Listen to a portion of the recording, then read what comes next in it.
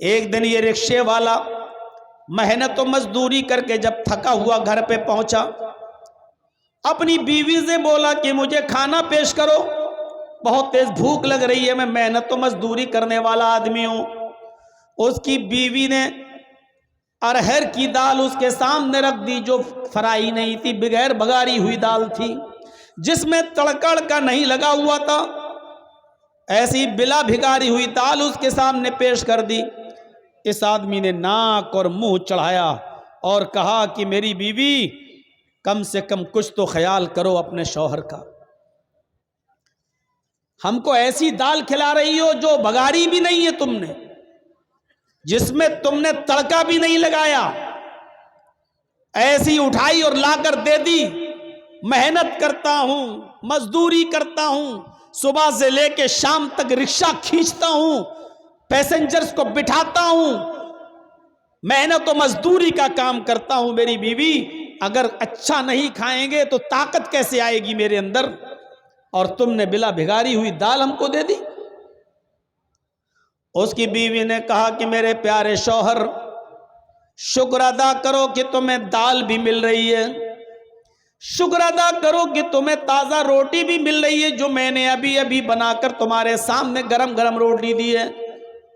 میرے پیارے شوہر، تمہیں اللہ کا شکر ادا کرنا چاہیے کہ تمہیں یہ دال بھی ملی ہے، اگرچہ بلا بھکاری ہوئی ملی ہے لیکن ملی تو ہے۔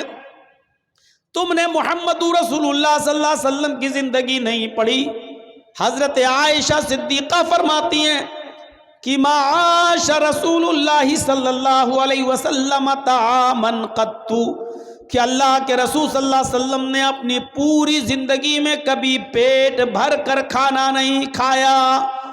آپ نے اپنی پوری زندگی میں پیٹ بھر کر کھانا نہیں کھایا، تمہیں تو دال بھی مل رہی ہے۔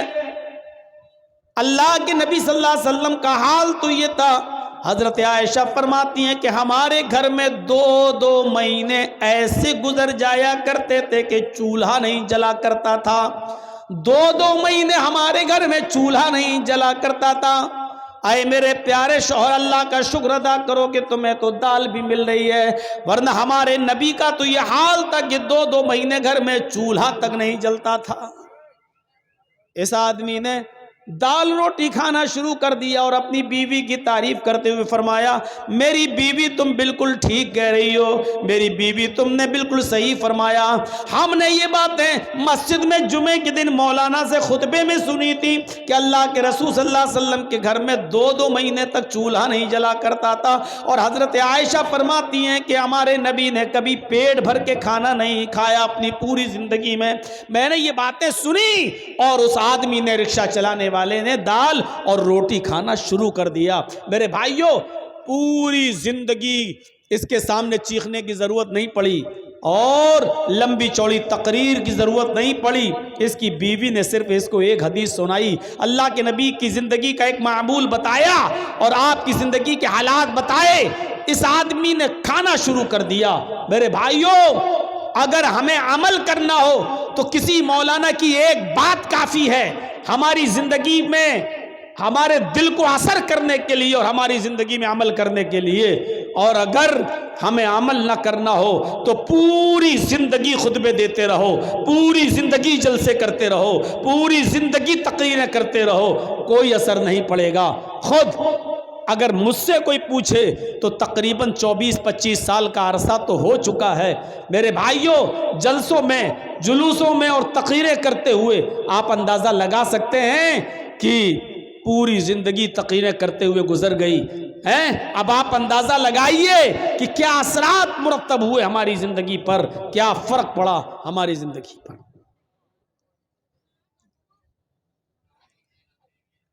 ابو الحاکم حمید الدین قریشی کا نام سنا ہوگا۔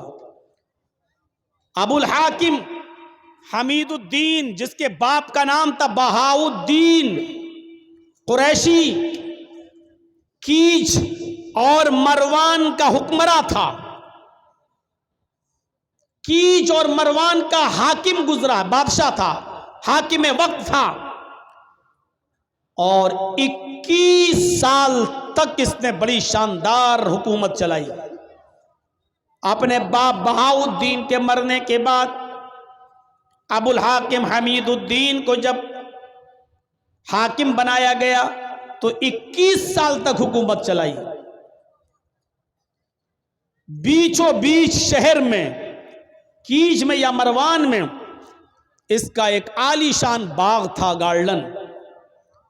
उस बाग के अंदर ये कभी कभी चहल कदमी के लिए जाया करता था अबुल हाकिम हमीदुद्दीन, और वहां थोड़ी देर आराम किया करता था।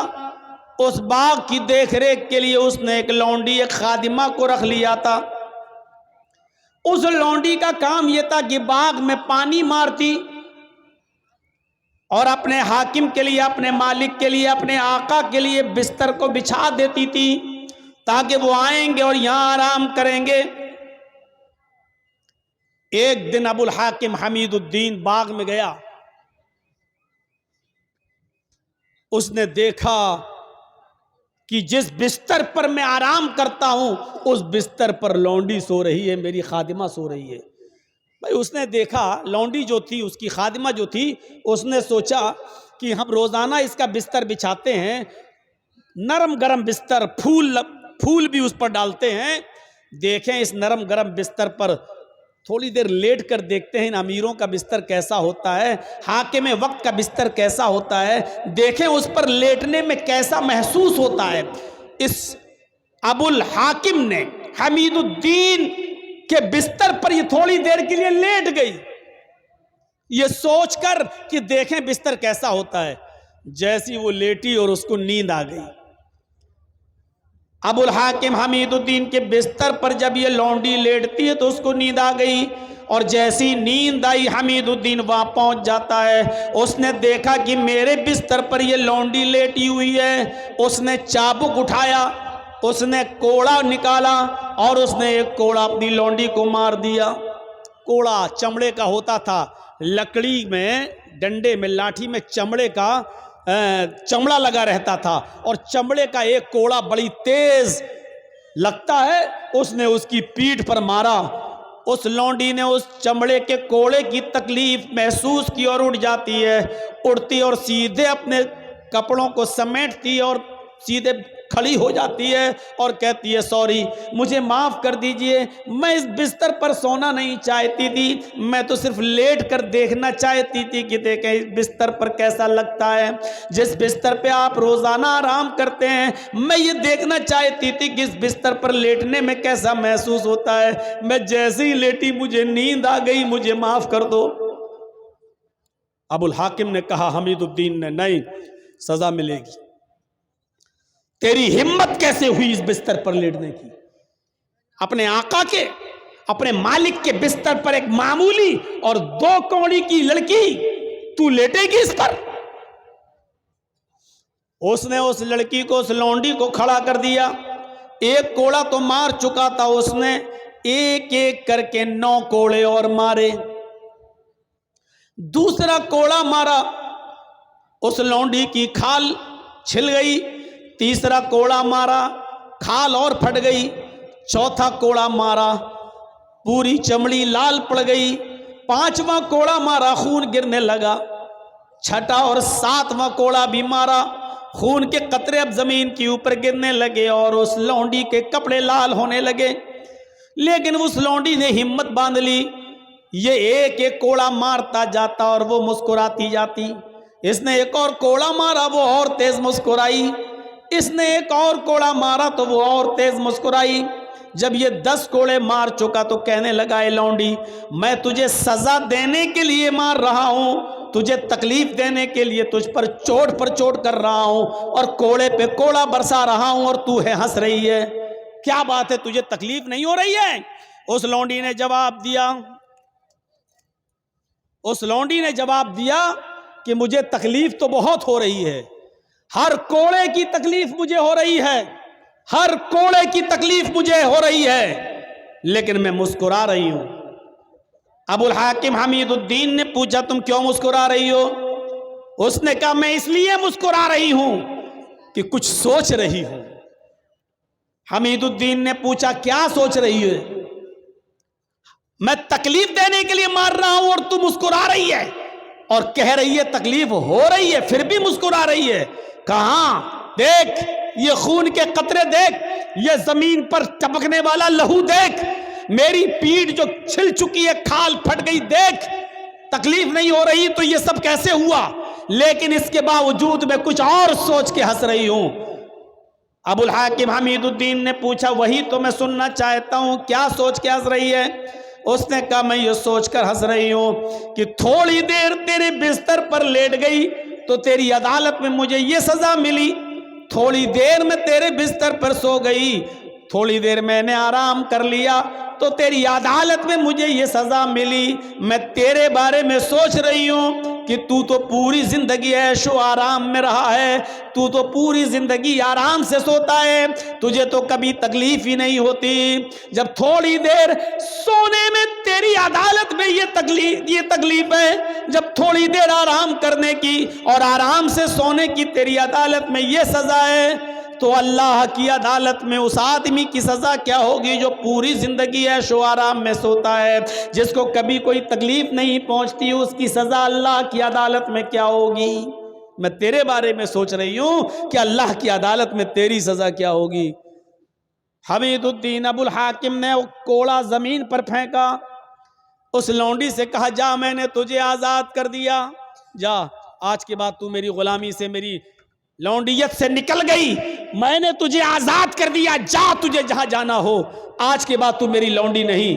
اور اس کے بعد میں حکومت چھوڑی, حکمرانی کو خیر آباد کہہ دیا, استعفیٰ دے دیا اور علماء کی صحبت میں چلا گیا, بہت بڑا داعی بن گیا, بہت بڑا مبلغ بن گیا, لوگوں کو دعوت و تبلیغ کا فریضہ انجام دینے لگا, لوگوں کو اللہ اور اس کے رسول کی باتیں بتانے لگا. اور ابو الحاکم حمید الدین کا انتقال جب ہوا تو وہ گمنامی کی موت مرا.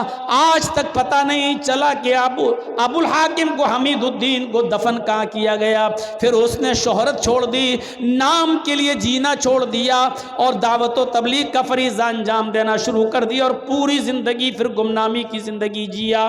اس پورے واقعے کو بتانے کا مقصد میرا صرف یہ ہے کہ کوئی لمبی چوڑی تقریر نہیں ہوئی تھی, بہت زیادہ اس کے سامنے باتیں نہیں رکھی گئی تھی, صرف اس لونڈی نے اتنا کہا تھا کہ اگر تھوڑی دیر آرام کرنے کی سزا تیری عدالت میں میری یہ ہے تو تیری سزا اللہ کی عدالت میں کیا ہوگی جو پوری زندگی عیش و آرام کے ساتھ رہا. اتنی سی بات ابو الحاکم کو حمید الدین کو اثر کر جاتی ہے اور وہ نیک بن جاتا ہے, متقی بن جاتا ہے, پرہیزگار بن جاتا ہے, اور اس نے اپنی زندگی کے اندر ایک انقلاب پیدا کر لیا ہے اور گمنامی کی زندگی جیتا ہے, اور کب مرتا ہے پتہ نہیں چلتا. فطرت میں زندگی ہو تو ایک جملہ کافی ہے, اور فطرت میں زندگی نہ ہو تو پوری زندگی چیختے رہو, چلاتے رہو. بتایا نا کل بتایا تھا نا ابو طالب کا واقعہ. اللہ کے رسول پوری زندگی کہتے رہے چچا کلمہ پڑھ لو, اور آخری وقت بھی کہا قل یا عمی لا الہ الا اللہ فی اذنی, اے میرے چچا میرے کان میں کہہ دو لا الہ الا اللہ. لیکن اللہ ابو طالب کو کلمہ نصیب نہیں ہوا, فطرت میں زندگی نہیں تھی, بغیر کلمے کے دنیا سے رخصت ہو گیا اور جہنم کا مستحق ہو گیا. میرے پیارے ساتھیوں تصور کرو, فطرت میں زندگی ہو تو ایک جملہ کافی ہوتا ہے, ایک لفظ کافی ہوتا ہے, اور پوری زندگی کے دل میں بٹھانے کے لیے اور پوری زندگی کے عمل کرنے کے لیے. آج ہم کہاں ہیں؟ ہمارے پاس کہاں ہیں نیکیاں؟ ہے کوئی محاسبہ کرتا اپنی نیکیوں کا؟ چھوٹی سے چھوٹی نیکی کو بھی حقیر مت سمجھو, چھوٹی سے چھوٹی نیکی کو بھی حقیر مت سمجھو. قرآن پڑھیے, اللہ رب العالمین فرماتا ہے فَمَن يَعْمَلْ مِثْقَالَ ذَرَّةٍ خَيْرًا يَرَهُ وَمَن يَعْمَلْ مِثْقَالَ ذَرَّةٍ شَرًّا يَرَهُ. اگر ذرہ برابر بھی نیکی کرو گے تو اس کو بھی تم اپنے رب کے نام اپنے نام اعمال میں دیکھ لو گے, ذرہ برابر بھی برائی کرو گے تو اس کو بھی تم اپنے نام اعمال میں دیکھ لو گے. چھوٹی سے چھوٹی نیکی کو بھی حقیر مت سمجھو, اس میں کیا ہو جائے گا. کل میں نے بتایا تھا نا, چھوٹی سے چھوٹی نیکی, راستے سے گزر رہے ہیں, پتھر پڑا ہٹا دو, کانٹا پڑا ہٹا دو, یہ نہ سمجھو یار یہ کوئی نیکی ہے. چھوٹی سے چھوٹی نیکی کو بھی حقیر مت سمجھو. اللہ کے رسول ایک مرتبہ خطبہ دے رہے ہیں اور عورتوں کو مخاطب کر کے کہہ رہے ہیں, یا معاشر النساء, اے عورتوں کی جماعت, اے مستورات, اے عورتوں, تم اپنے گھر میں, تم اپنے گھر کے پڑوس میں رہنے والی کسی پڑوسن کو صدقہ اور خیرات کرنے میں کبھی حقارت محسوس مت کرنا. تم اپنے گھر کے پڑوس میں رہنے والی پڑوسن کو صدقہ اور خیرات کرو, اگرچہ کچھ بھی دینے کے لیے نہ ہو تو ایک بکری کا کھر ہی دے دیا کرو. بکری کا کھر ہی کیوں نہ ہو, بکری کا کھر, بکری جس سے چلتی ہے, یہ پیروں کا یہ نچلے والا حصے کو کھر کہا جاتا ہے نا. یہ عرب کے اندر سب سے گھٹیا چیز مانی جاتی تھی, سب سے کمتر چیز سمجھی جاتی تھی. تو اللہ کے نبی صلی اللہ علیہ وسلم کہہ رہے ہیں کہ آئے عورتوں, اپنے پڑوسن کو صدقہ اور خیرات کرو, اگرچہ بکری کا کھر ہی کیوں نہ ہو, بکری کا کھر بھی تمہیں دینا پڑے تو دے دو, صدقہ اور خیرات کرو, دو تم ان کو, صدقہ اور خیرات کرو, اس نیکی کو حقیر مت سمجھو. آئیے اور ایک اور روایت کی طرف میں تمہیں لے کے چلتا ہوں. بخاری کی روایت ہے, اللہ کے نبی صلی اللہ علیہ وسلم فرماتے ہیں, فاتقوا النار ولو بشق تمرہ, ولو بشق تمرہ پر غور کرو. فاتقوا النار, لوگوں تم اپنے آپ کو جہنم سے بچاؤ, اپنے آپ کو جہنم سے بچاؤ, آگ سے بچاؤ, دوزخ سے بچاؤ. کیسے بچاؤ؟ وَلَوْ بِشِقِّ تَمْرَةٍ, اگرچہ تمہیں کھجور کا ٹکڑا ہی دینا پڑے, اس کو بھی اللہ کے راہ میں صدقہ و خیرات کرو. کھجور تو بڑا ہو گیا, یہ کھجور ہے, یہ کھجور نہیں ہے تمہارے پاس, آدھا کھجور ہے یا اس کا ایک ٹکڑا ہے تمہارے پاس, چوتھائی حصہ, 1/4 ڈیٹ, 1/4 کھجور, ایک کھجور کا بھی چوتھائی حصہ ہے آپ کے پاس. اللہ کے نبی کہہ رہے ہیں کہ اگر وہ بھی تمہارے گھر پہ رکھا ہے, فاضل ہے, تو ولو بشق تمرہ, تو وہ بھی کسی نہ کسی غریب کو یا غریب کے بچے کو دے دو, کھلا دو اس کو, اپنے آپ کو جہنم سے بچاؤ. کھجور کے ٹکڑے کی حیثیت کیا ہے؟ کوئی آدمی کھجور کا ٹکڑا دے گا, پورا کھجور دے دے گا. اللہ کے نبی کہہ رہے ہیں کھجور تو چھوڑو, ولو بشق تمرہ, اگر تمہارے پاس کھجور کا ٹکڑا ہی ہو تو اس کو بھی دے دو. یعنی اس نیکی کو بھی حقیر بس سمجھو. ارے یار کیا ہے میرے پاس, یہ اس کا کیا ہو جائے گا, ایک کھجور کا ٹکڑا دیں گے تو اس کا کیا پیٹ بھر جائے گا بیچارے گا, کیا بھرے گا؟ نہیں, اللہ کے نبی اکسا رہے ہیں, ابھار رہے ہیں, اگر تمہارے پاس کھجور کا ٹکڑا ہو تو تم اس کو بھی صدقہ و خیرات کر کے اپنے آپ کو جہنم سے بچاؤ. فاتقوا النار ولو بشق تمرہ, اپنے آپ کو دوزخ سے, جہنم سے بچاؤ, اگرچہ تمہارے پاس کھجور کا ٹکڑا ہی کیوں نہ ہو, صدقہ و خیرات کرنے کے لیے کرو. وہ حدیث یاد ہے نا, بخاری کی حضرت عائشہ فرماتی ہے کہ میرے پاس ایک مانگنے والی آئی, جاتنی سائلہ, میرے پاس مانگنے والی آئی, ومعہا صبیان, اس کے ساتھ 2 چھوٹے چھوٹے بچے تھے, مانگنے لگی, میرے پاس ایک کھجور تھی, میں نے وہ کھجور لا کر اس عورت کو دے دیا, اس کھجور نے اس کے 2 ٹکڑے کر دیے, ایک ٹکڑا اس بچے کو دے دیا, ایک ٹکڑا اس بچے کو دے دیا, ایک ٹکڑا اس بچے کو دے دیا, ایک ٹکڑا اس بچے کو دے دیا, اور اپنا خود نہیں کھایا. ان دونوں بچوں نے آدھی آدھی کھجور کھا لی اور چلی گئی وہ عورت اپنے بچے کو لے کر, بچوں کو. اللہ کے نبی صلی اللہ علیہ وسلم جب گھر میں آئے تو حضرت عائشہ نے پورا منظر بیان فرمایا, تو اللہ کے نبی صلی اللہ علیہ وسلم نے فرمایا, وجبت علیہ الجنہ, عائشہ جو عورت اپنے بچوں کے کھانے پینے کی آزمائش میں مبتلا کر دی گئی، جو اپنے بچوں کی پرورش میں آزمائی گئی اور اس آزمائش میں پوری اترتی ہے، اس عورت کے اوپر جنت واجب ہے۔ یعنی اس عورت نے خود بھوکا رہ کر اپنے بچوں کو آدھی آدھی کھجور دے دی، اپنے بچوں کو ٹکڑے دے دیے کھجور کے، خود بھوکی رہ گئی، اللہ تعالیٰ نے اس عورت پر جنت واجب کر دی، یعنی اس عورت کے اوپر جنت فرض ہو گئی، جنت واجب ہو گئی۔ غور کیجئے، کھجور کا ایک کھجور تھی، حضرت عائشہ نے وہی دے دی۔ اب آپ کہو گے ایک کھجور میں کیا ہوتا ہے، نہ عورت کا پیٹ بھرا نہ بچوں کا، لیکن حضرت عائشہ نے ایک کھجور تھی وہی دے دی۔ مسلم شریف کی حدیث میں 3 کھجوروں کا ذکر ہے، ایک کھجور اس عورت، 3 کھجور حضرت عائشہ نے اس عورت کو دے دی، اس عورت نے ایک کھجور اس بچے کو دے دی، ایک کھجور اس بچے کو دے دی، اور ایک کھجور اپنے کھانے کے لیے رکھ لی، بچوں نے اپنی اپنی کھجوریں کھا لی، اور ماں جب کھجور کھانے لگی تو بچے اپنی ماں کے کھجور پر جھپٹ پڑے، ماں کو رحم آ گیا، ماں نے دیکھا کہ بیٹوں نے، میرے بچوں نے اپنی اپنی کھجوریں کھا لی، لیکن ابھی بھوکے، تو ماں نے اپنی کھجور نہیں کھائی، بلکہ اس کھجور کے 2 ٹکڑے کر کے آدھی اس کو دے دی، آدھی اس کو دے دی، اور ان بچوں نے یہ آدھی آدھی کھجور بھی کھا لی اور ماں نے خود کچھ نہیں کھایا۔ جب حضرت عائشہ نے یہ منظر اللہ کے نبی کو بتایا تو اللہ کے نبی کی آنکھوں میں آنسو آ گئے اور روتے ہوئے فرمایا وجبت علیہ الجنہ، اس عورت نے اپنے اوپر جنت واجب کر لی۔ کسی بھی نیکی کو حقیر مت سمجھو، چھوٹی سی چھوٹی نیکی کو بھی حقیر مت سمجھو۔ حضرت ابو بکر صدیق کے دور خلافت میں قحط پڑ گیا، قحط مطلب سوکھا، لوگوں کے پاس کھانے پینے کے لیے اناج نہیں ہے، غلہ نہیں ہے، سوکھا پڑ گیا، ابو بکر کا زمانہ ہے۔ حضرت عثمان غنی رضی اللہ تعالیٰ عنہ کے پاس ملک شام سے غلہ لدا ہوا، اونٹ آئے تھے جس پر غلہ لدا ہوا تھا، اور اونٹ کتنے تھے؟ 1000 اونٹ، 100 نہیں، 10 20 نہیں، 100 200 نہیں، 1000 اونٹ تھا جس پر اناج لدا ہوا تھا، غلہ لدا ہوا تھا۔ جب مدینے کے تاجروں کو پتہ چلا کہ اب عثمان غنی کے پاس 1000 اونٹ ہے غلے سے لدے ہوئے، تو ان کے پاس آئے اور کہنے لگے اے عثمان، کیا ان غلے کو بیچو گے؟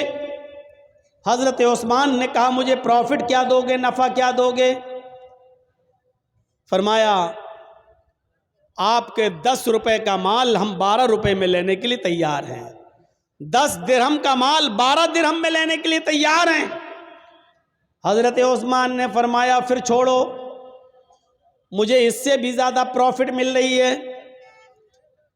کہا کہ اچھا 13 لے لو، آپ کا ہر 10 درہم کے مال پر 13 درہم ہم سے لے لو، ہم اس کو بیچیں گے جتنا چاہیں گے، قحط پڑا ہوا ہے، سوکھا پڑا ہوا ہے، ہمارا مال تو بکی جائے گا، آپ 10 کے درہم پر 13 درہم لے لو۔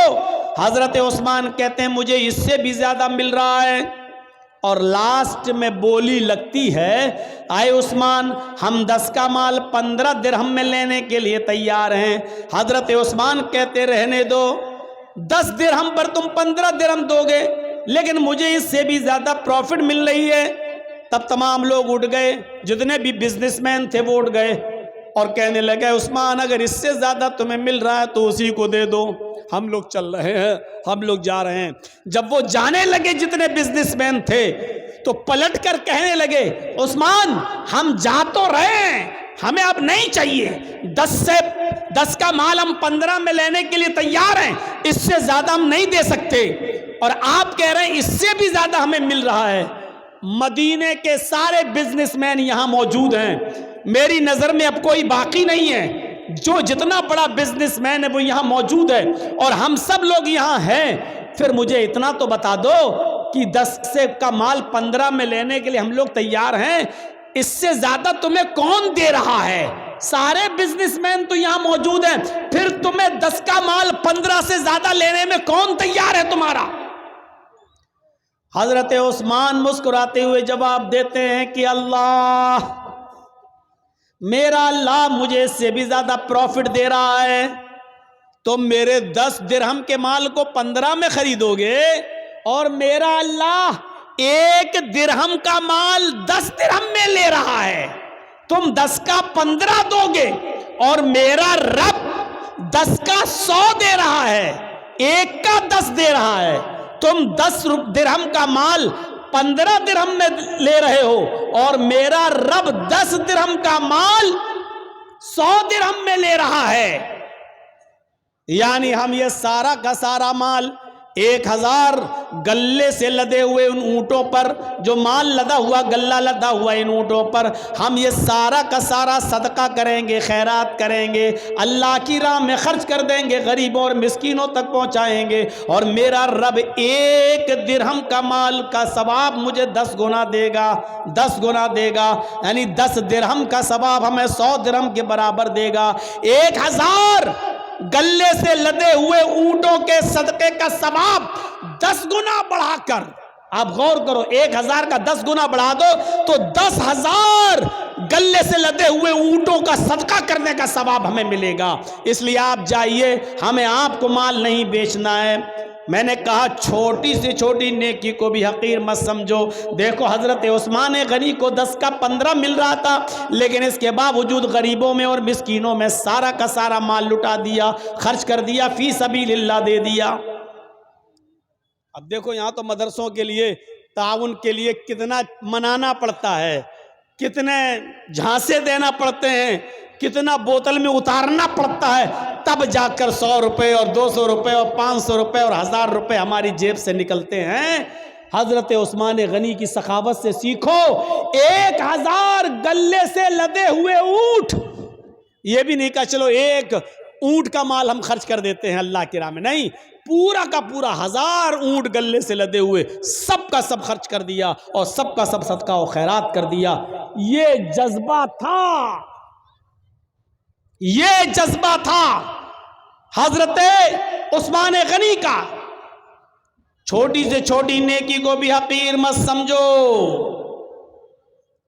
حضرت ابوبکر صدیق کے دور خلافت میں، حضرت ابوبکر صدیق کے دور خلافت میں حضرت عمر کا معمول یہ تھا کہ رات میں اٹھتے، سنیے، رات میں اٹھتے اور تہجد کی نماز پڑھنے کے بعد فجر کی نماز سے پہلے، فجر کی نماز سے پہلے تہجد کی نماز پڑھنے کے بعد وہ رات میں نکل جاتے اور ایک بوڑھی عورت کے گھر پہ جاتے، اس کے برتن صاف کر دیتے، اس کے کپڑے دھل دیتے اور اس کے گھر میں جھاڑو لگا دیا کرتے تھے۔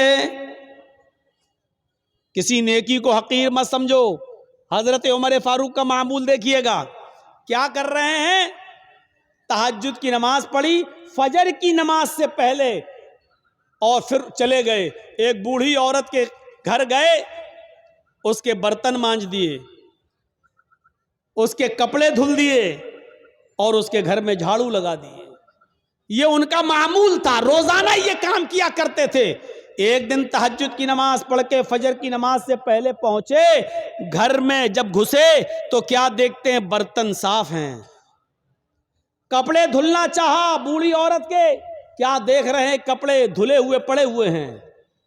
جھاڑو لی کہ جھاڑو سے گھر صاف کر دے تو کیا دیکھتے ہیں؟ گھر میں جھاڑو لگ چکی ہے۔ پوچھا ماں کون تھا؟ یہ آج گھر میں صفائی کیسے ہو گئی؟ کہا بیٹے میں کیا جانوں، میں تو آنکھوں سے اندھی ہوں، نابینا ہوں، مجھے کیا معلوم، میں تو سمجھی کہ تم ہی آئے ہو، برتن تم مانج رہے ہو، جھاڑو تم لگا رہے ہو، کپڑے تم دھل رہے ہو۔ کہا ماں میں نہیں تھا۔ کہا بیٹا مجھے نہیں معلوم پھر کون تھا۔ حضرت عمر فاروق دوسرے دن بھی یہی ٹائم پر آئے تو کیا دیکھتے ہیں؟ دوسرے دن بھی برتن مانجے جا چکے ہیں۔ کیا دیکھتے ہیں کہ دوسرے دن بھی برتن مانج کر ختم ہو، برتن مانجے جا چکے ہیں، جھاڑو لگ چکی ہے، کپڑے دھلے ہوئے ہیں۔ حضرت عمر سمجھ گئے، عمر کوئی ہے جو تم سے پہلے آتا ہے، کپڑے دھل جاتا ہے، برتن صاف کر جاتا ہے، جھاڑو لگا جاتا، کوئی ہے جو تم سے پہلے بھی یہ کام کر جاتا ہے۔ پتہ لگانا چاہیے کہ کون ہے۔ اب حضرت عمر جاسوسی کرنے لگے چپکے سے، دیکھیں کہ کون ہے۔ تو تہجد کی نماز پڑھ کے آئے اور چپکے سے چھپ گئے ایک درخت کی آڑ میں۔ کیا دیکھتے ہیں کہ ایک شخص اپنا چہرہ چھپایا ہوا چادر سے آتا ہے رات کے اندھیرے میں اور اسی بوڑھی عورت کے گھر میں چلا جاتا ہے، برتن مانجتا ہے، جھاڑو لگاتا ہے، کپڑے صاف کرتا ہے، اور اس کے بعد میں جب وہاں سے نکلتا ہے تو جیسے ہی وہ گھر سے نکلتا ہے حضرت عمر فاروق نے اس کو پکڑ لیا، رکیے، اپنا چہرہ کھولیے تو کون ہیں آپ؟ یہ میرا کام آپ کیسے کر رہے ہیں؟ اب اس نے کہا یہ میرا تیرا کیا لایا ہے، تم پہلے آ جاؤ، تم کر لو، ہم پہلے آ جائیں، ہم کر لیں، چہرہ نہیں دکھا سکتا۔ حضرت عمر نے کہا تمہیں اللہ کا واسطہ چہرہ کھولو، میں دیکھنا چاہتا ہوں کہ مجھ سے بھی پہلے یہ کام کون کرنے آتا ہے۔ جب اللہ کا واسطہ دیا اور جب چہرہ کھولا تو کیا دیکھتے ہیں کہ وہ کوئی اور نہیں، حضرت ابو بکر صدیق رضی اللہ تعالیٰ عنہ خلیفہ ہیں۔ ارے آج آپ کے علاقے کا چیف منسٹر کسی غریب کے کپڑے کیا دھلے گا؟ آپ کے یہاں کا معمولی مکھیا اور سرپنچ بھی، آپ کے علاقے کا معمولی مکھیا اور معمولی سرپنچ بھی کسی غریب کے، کسی بوڑھی عورت کے کپڑے اپنے ہاتھ سے نہیں دھل سکتا ہے۔ حضرت ابو بکر صدیق رضی اللہ تعالیٰ عنہ خلیفۃ المسلمین ہیں، خلیفۃ المومنین ہیں، اور کیا حضرت عمر دیکھتے ہیں کہ کون کپڑے صاف کر رہا ہے؟ ابو بکر صدیق۔ کون ہے ابو بکر صدیق جو برتن مانج رہے ہیں؟ کون ہے جو گھر میں جھاڑو لگا رہا ہے؟ ابو بکر صدیق۔ میرے پیارے ساتھیوں، میں بتانا یہی چاہتا تھا کہ کسی بھی نیکی کو حقیر مت سمجھو، چھوٹی سے چھوٹی نیکی، یہ جھاڑو لگانا میرے بھائیو ایک معمولی نیکی ہے، لیکن حضرت ابو بکر صدیق جھاڑو لگا رہے ہیں۔ برتن مانج دینا کوئی بہت بڑا کام نہیں ہے۔ اگر کسی آدمی کو اپنی انسلٹ کا خیال ہو تو بھلے ہی نہ مانجے، ورنہ برتن مانجنا کوئی بہت بڑا کام نہیں ہے۔ برتن مانج دینا، کپڑے دھل دینا، جھاڑو لگا دینا، یہ کوئی بہت بڑا کام نہیں ہے۔ لیکن حضرت ابو بکر ان کاموں کو بھی حقیر نہیں سمجھا کرتے تھے، حضرت عمر ان کاموں کو بھی حقیر نہیں سمجھا کرتے تھے، اس لیے فرمایا کوئی بھی چھوٹا سی چھوٹی نیکی کو بھی حقیر مت سمجھو۔ کھجور نہ ہو، کھجور کا ٹکڑا ہی صدقہ و خیرات کرو۔ میرے پیارے ساتھیوں، ان چیزوں کو اپنے ذہن میں رکھیے، ان چیزوں کو اپنے ذہن میں رکھیے۔ مسلمان وہ ہوتا ہے جو چھوٹی سے چھوٹی نیکی کو بھی معمولی نہیں سمجھتا ہے، اور مسلمان مومن وہ ہوتا ہے جو چھوٹے سے چھوٹا گناہ کو بھی پہاڑ سمجھتا ہے۔ ایک چیز یاد رکھیے گا، مسلمان کون ہوتا ہے؟ جو چھوٹی سی چھوٹی نیکی کو بھی حقیر نہ سمجھے۔ مسلمان کون ہوتا ہے؟ جو چھوٹے سے چھوٹے گناہ کو پہاڑ کے برابر سمجھے، بہت بڑا سمجھے۔ اور منافق کون ہوتا ہے؟ جو بڑے سے بڑے گناہ کو بھی معمولی سمجھے۔ منافق کون ہوتا ہے؟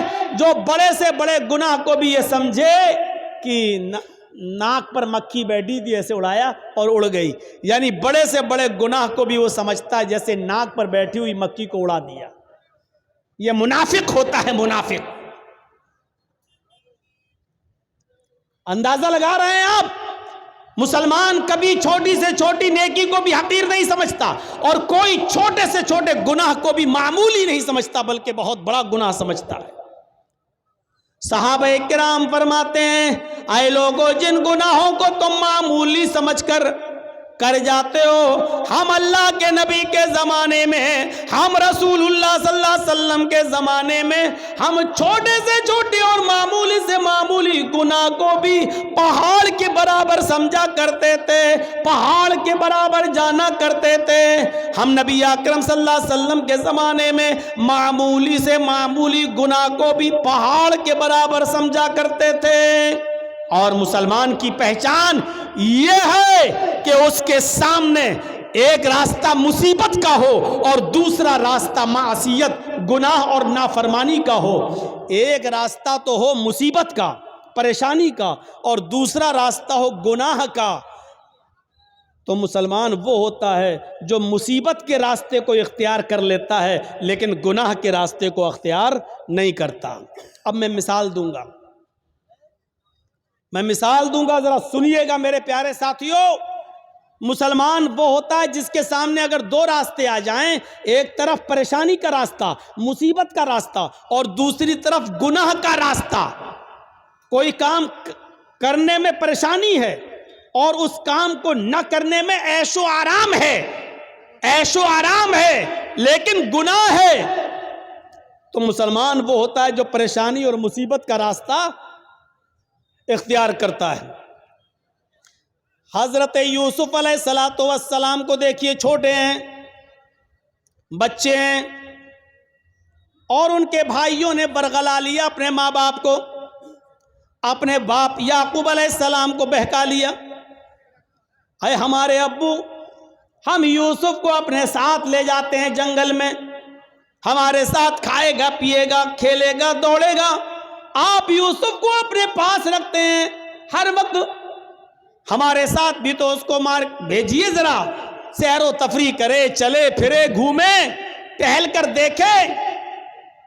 اور باپ نے بہت منع کیا لیکن بیٹوں نے منا لیا، اور باپ نے حضرت یوسف علیہ السلام کو بھائیوں کے ساتھ، بیٹوں کے دوسرے بیٹوں کے ساتھ بھیج دیا کہ جاؤ، لے جاؤ، لیکن یاد رکھنا، خیال رکھنا یوسف کا، چھوٹا بچہ ہے.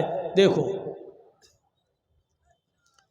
اور جب یہ لوگ جنگل کے اندر پہنچ جاتے ہیں تو اب صلاح و مشورہ کرتے ہیں کہ یوسف کو کیا کریں. پھر ایک حتمی فیصلہ کرتے ہیں کہ مارنا ٹھیک نہیں ہے، قتل کرنا ٹھیک نہیں ہے. یوسف کو ہم ایک ویران کنویں میں ڈال دیتے ہیں، یوسف کو ہم ایک اندھے کنویں میں پھینک دیتے ہیں. کوئی آئے گا اور اٹھا کر یوسف علیہ السلام یوسف کو لے جائے گا، پھر وہ اپنے یہاں پالے گا، پوسے گا، بڑا کرے گا.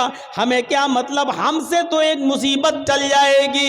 ہمارے والدین، ہمارے ماں باپ، ہمارے باپ یعقوب یوسف سے محبت کرتے ہیں، اور وہ جگہ ہمیں اپنے دل میں نہیں دیتے جو یوسف کا مقام ہے. پھر ان لوگوں نے عزم مصمم کر لیا اور یوسف علیہ السلام کو ایک کنویں کے اندر پھینک دیا، کنویں میں ڈال دیا، اور روتے ہوئے اپنے گھر آتے ہیں. ایک یوسف علیہ السلام کی قمیض اتار لی، ان کا کرتا اتار لیا، اور ایک بکری کو ذبح کر کے بکری کا جھوٹا خون، بکری کا خون اس قمیض میں لگا کر لے آئے.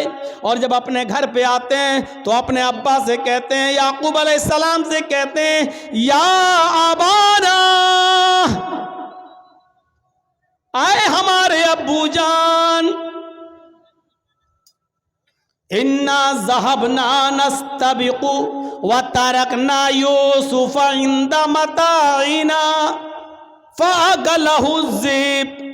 اے ابو جان، ہم یوسف علیہ السلام کو لے گئے اور ہم کھیل کود میں لگ گئے. نستبق، ہم کھیل کود میں لگ گئے، ہم دوڑ بھاگ میں لگ گئے. وَتَرَكْنَا يُوسُفَ عِنْدَ مَتَاعِنَا، اور یوسف کو اپنے سامان کے پاس چھوڑ دیا کہ تم اس کی دیکھ ریکھ کرنا. ہم لوگ ادھر ادھر کھیل کود میں لگ گئے. فَأَكَلَهُ الذِّئْبُ، بھیڑیا آیا اور بھیڑیا یوسف علیہ السلام کو کھا گیا. بھیڑیا آیا اور بھیڑیے نے یوسف کو پھاڑ دیا. اے ہمارے ابو، آپ ہماری بات پر ایمان کیوں لائیں گے؟ آپ ہماری بات کیوں مانیں گے؟ وَمَا أَنْتَ بِمُؤْمِنٍ لَنَا، آپ ہماری بات کیوں مانیں گے؟ وَلَوْ كُنَّا صَادِقِينَ، اگرچہ ہم سچے ہی کیوں نہ ہوں، ہم سچ بول رہے ہیں پھر بھی آپ کو ہماری بات کا یقین نہیں ہوگا. اپنے ماں باپ سے یہ بات کہہ دی یعقوب علیہ السلام سے. ادھر ایک قافلہ آیا، سنیے، ادھر ایک قافلہ آیا، اس کو پیاس لگی تو کنویں کے پاس چلا گیا، اس نے ڈول ڈالا، ڈول، اس یوسف علیہ السلام اس ڈول میں بیٹھ گئے. اس نے جب کھینچا تو ڈول بھاری لگا. اس نے جھانک کر دیکھا تو ایک جو چھوٹا بچہ پڑا ہوا ہے یوسف. اس نے قافلے والوں کو خوشخبری سنائی، یا بشرا ھذا غلام، اے قافلے والوں خوشخبری سنو، یہ تو ایک بچہ پڑا ہے، یہاں تو ایک لڑکا پڑا ہوا ہے، بچہ، بڑا خوبصورت بچہ یہاں کنویں میں پڑا ہوا ہے. نکالا، مصر کے بازار میں لے گئے اور وہاں اس بچے کو بیچ دیا گیا۔ اور جانتے ہو اتنا خوبصورت بچہ یوسف علیہ السلام، جن کی خوبصورتی کا ذکر قرآن میں موجود، لیکن اس خوبصورت بچے کی قیمت بھی کیا لگی مصر کے بازار میں جانتے ہو؟ ان کو پیسہ چاہیے تھا۔ کہتے ہیں کہ کوئی چوری کا مال ہو یا ایسا کوئی مال ہو تو آدمی جلدی ہٹاتا ہے، کبھی کبھی 20,000 کا موبائل 2,000 میں دے کے چلا جاتا ہے کہ جلدی ہٹے، جلدی سے نکلے اور پکڑا جائے تو دوسرا پکڑا جائے، ہم نہ پکڑے جائیں۔ ایسی انہوں نے دیکھا کہ یہ یوسف ہمیں ملے تو جلدی سے ان کو ہٹا دیا جائے، اور مصر کے بازار میں جب بولی لگی تو جانتے ہو بہت کم قیمت میں ان کو بیچ دیا گیا۔ وَشَرَوْهُ بِثَمَنٍ بَخْسٍ دَرَاهِمَ مَعْدُودَةٍ۔ قرآن کے الفاظ دیکھو میرے بھائیوں، ان لوگوں نے چند سکوں میں یوسف کو بیچ دیا، چند ٹکوں میں، چند کھوٹے سکوں میں یوسف کو بیچ دیا۔ لو، یوسف علیہ السلام بادشاہ مصر کے مہمان بنے، دھیرے دھیرے بادشاہ مصر کے پاس پہنچے۔ بادشاہ مصر نے اپنی بیوی سے کہا یہ بچہ ہے، اس کی دیکھ ریکھ کرو، آگے چل کر ہو سکتا ہے کہ ہم اس کو بیٹا بنا لیں، دیکھو اس کی خدمت کرو، دیکھ بھال کرو۔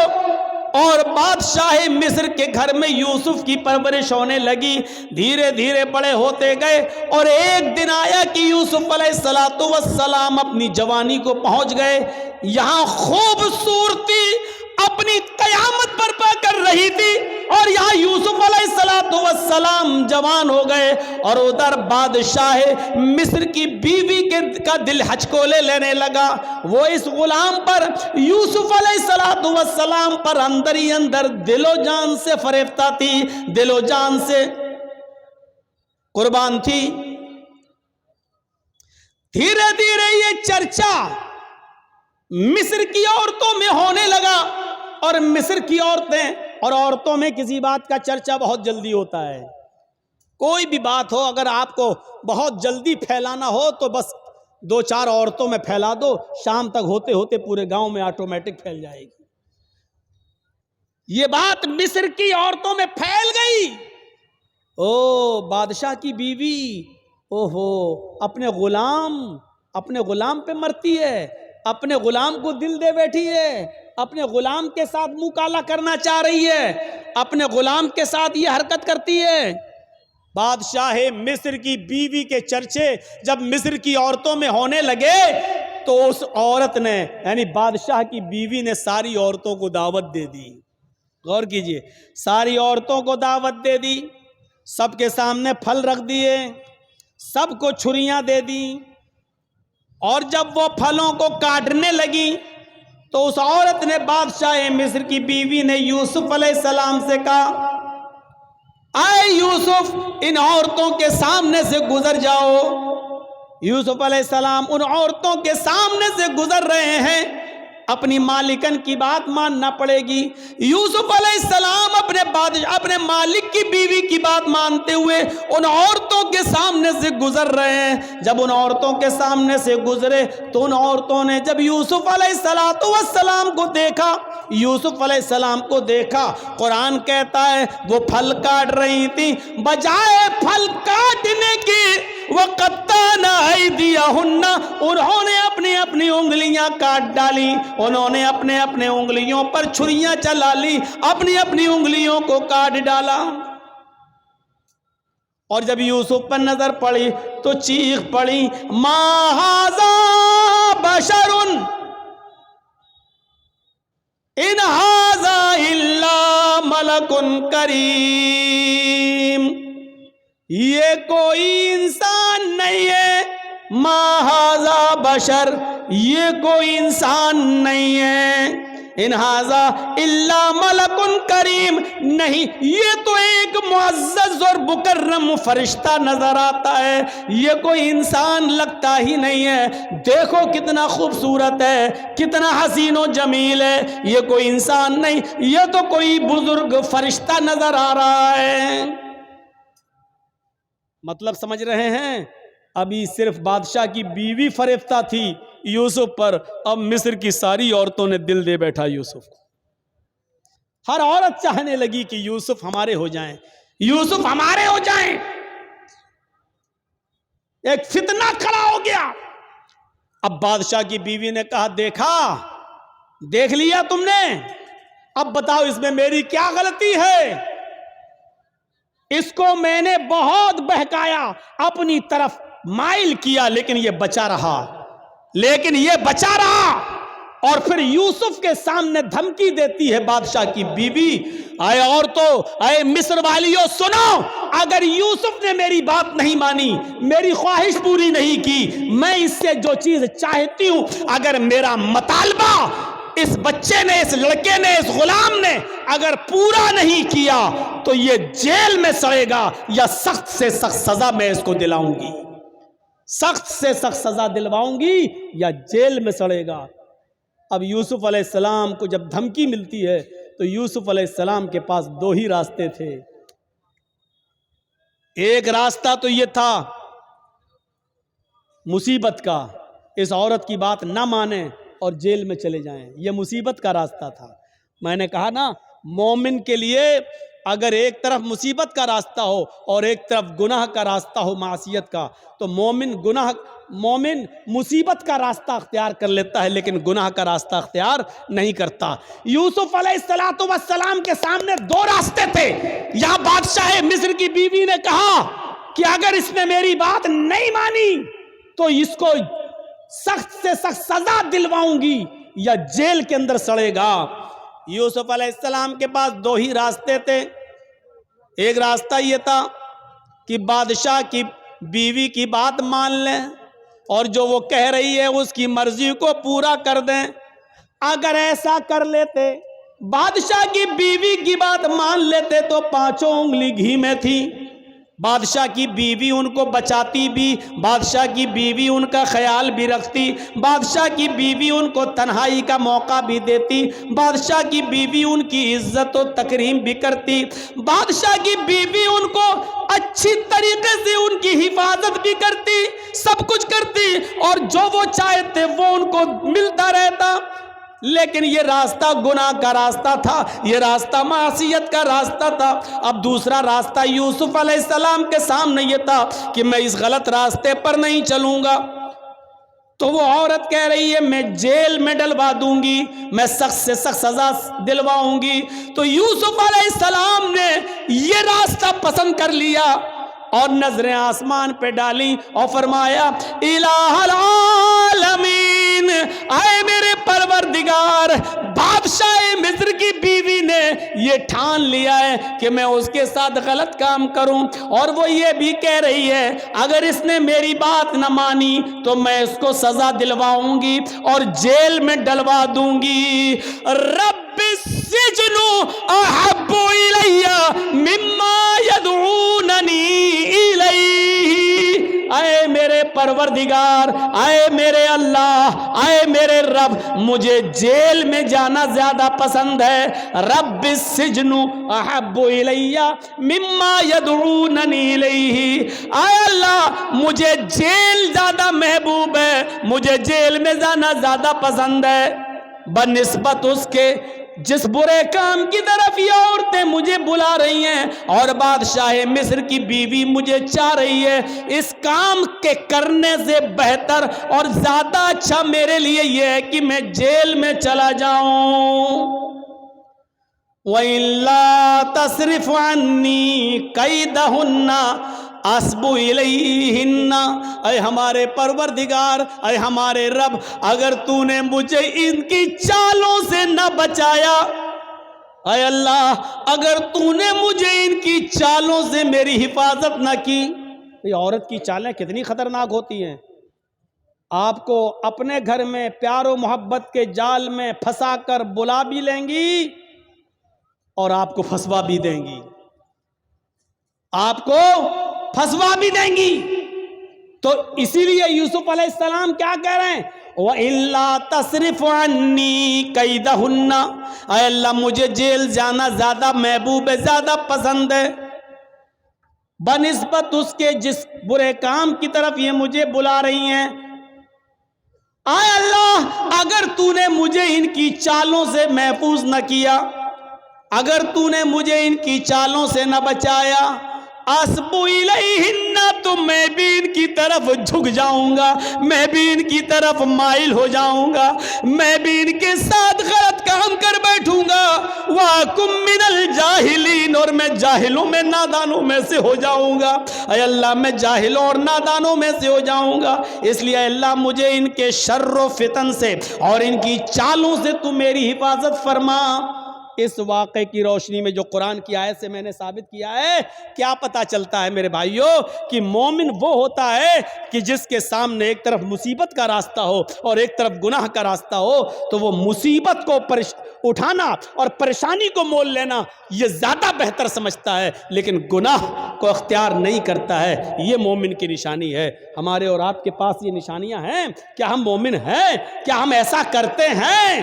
اس لیے یاد رکھیے میرے ساتھیوں، گناہوں کی دلدل سے بچیے، گناہوں کی دلدل سے بچیے، اور اللہ رب العالمین کو پکارتے رہیے، اپنے گناہوں کی توبہ اور معافی مانگتے رہیے کہ اللہ رب العالمین فرماتا ہے قُلْ يَا عِبَادِيَ الَّذِينَ اسْرَفُوا عَلَىٰ أَنفُسِهِمْ لَا تَقْنَطُوا مِن رَحْمَتِ اللَّهِ۔ اے محمد صلی اللہ علیہ وسلم میرے بندوں سے کہہ دو، یا عبادی الذین اسرفوا علی انفسہم، اے اللہ کے بندو، اگر تم نے گناہ کر کر کے، اگر تم نے ظلم کر کر کے، اگر تم نے عیاری و مکاریاں کر کر کے گناہ کر ڈالے اور زمین و آسمان بھی بھر لیے، اپنی جانوں پر تم نے ظلم کیا، اپنی جانوں پر تم نے ظلم کیا ہے اور تم حد سے آگے بڑھ چکے ہو، لا تقنطوا من رحمت اللہ، کہہ دو اے اللہ کے بندو، اللہ کی رحمت سے نا امید مت ہو جاؤ، اللہ کی رحمت سے نا امید مت ہو، اللہ رب العالمین تمہارے گناہوں کو اب بھی معاف کر دے گا، بشرط یہ کہ تم سچے دل سے توبہ کرو، استغفار کرو۔ میرے بھائیوں یاد رکھیے گا، میں نے خطبہ مسنونہ کے بعد جو آیت پڑھی ہے وہ اسی سے متعلق ہے، توبہ اور استغفار سے۔ یا ایھا الذین آمنوا توبوا الی اللہ توبۃ نصوحا عسى ربکم ان یکفر عنکم سیئاتکم ویدخلکم جنات تجری من تحتها الانہار۔ اللہ رب العالمین کیا فرما رہا ہے؟ اے مسلمانوں، اے ایمانوں والو، تم اللہ سے خالص اور سچی توبہ کرو، توبو الی اللہ توبۃ نصوحا، اے ایمانوں والو تم اللہ سے خالص اور سچی توبہ کرو۔ خالص اور سچی توبہ کیا ہوتی ہے؟ توبۃ نصوحا کیا ہوتی ہے؟ توبہ کے مفہوم میں یہ تین چیزیں شامل ہیں۔ اگر کوئی آدمی اللہ سے توبہ کرتا ہے اور یہ تین چیزیں اس کی توبہ میں شامل نہیں ہیں تو وہ توبہ نہیں ہے۔ کوئی گناہ ہو گیا، اللہ توبہ توبہ توبہ توبہ توبہ، یہ توبہ نہیں ہے۔ بہت سے لوگوں کو آپ نے دیکھا ہوگا کوئی گناہ کر بیٹھے، توبہ توبہ توبہ، یہ توبہ نہیں ہے۔ توبۃ نصوحا میں تین چیزیں شامل ہیں۔ پہلی چیز یہ ہے کہ اگر ہم سے کوئی گناہ ہو رہا ہے یا ہو گیا تو ہمیں اس پر ندامت ہو، یہ ہم کیا کر بیٹھے۔ پہلی چیز، کوئی غلطی ہم سے ہو جائے، کوئی گناہ جب ہو جائے تو اس پر پہلی چیز کیا؟ نادم ہونا، شرمندہ ہونا، یہ ہم سے کیا ہو گیا، اللہ یہ ہم سے کیا ہو گیا، پہلی چیز۔ اور دوسری چیز، جو گناہ ہم کر رہے ہیں اسی وقت اس کو چھوڑ دیں۔ مان لیجئے شراب پی رہے ہیں، 2 ہی گھونٹ پیے تھے، ہٹا، یہ مجھ سے کیا ہو گیا، توبہ توبہ استغفر اللہ، یہ کیا ہو گیا، یہ تو حرام چیز ہے۔ پہلی چیز شرمندگی، اور دوسری اب نہ پیئیں، فوراً چھوڑ دیں، دور کر دیں، ترک گناہ فوراً اسی وقت۔ اور تیسری چیز اس میں کیا شامل ہے؟ اے اللہ بہت بڑا جرم ہو گیا، اے اللہ میں وعدہ کرتا ہوں کہ آئندہ کبھی شراب کو ہاتھ نہیں لگاؤں گا، آئندہ کبھی میں اس گناہ کو نہیں کروں گا۔ یہ 3 چیزیں سمجھ لیا نا؟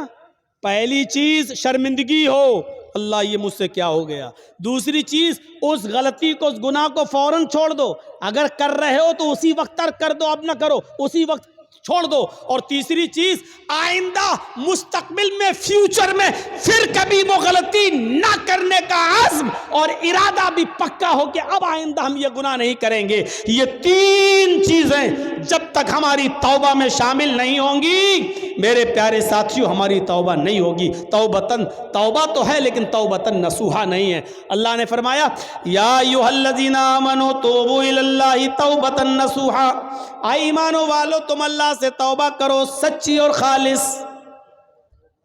جب تم سچی اور خالص توبہ کرو گے تو عسیٰ ربکم ان یکفر عنکم سیئاتکم، تو اللہ تمہارے گناہوں کو مٹا دے گا۔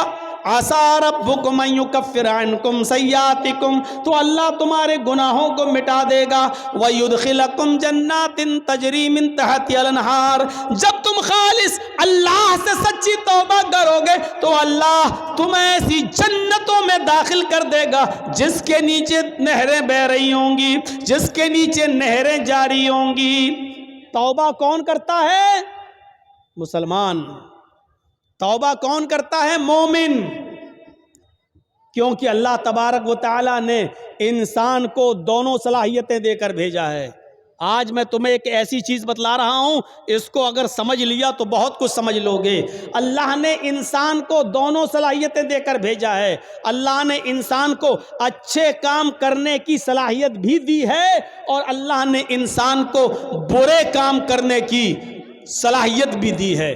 انسان کو اچھے کام کرنے کی طاقت بھی دی ہے اور برے کام کرنے کی بھی طاقت دی ہے۔ اللہ نے انسان کو نیکیاں کرنے کی بھی صلاحیت دی ہے اور گناہ کی بھی صلاحیت دی ہے۔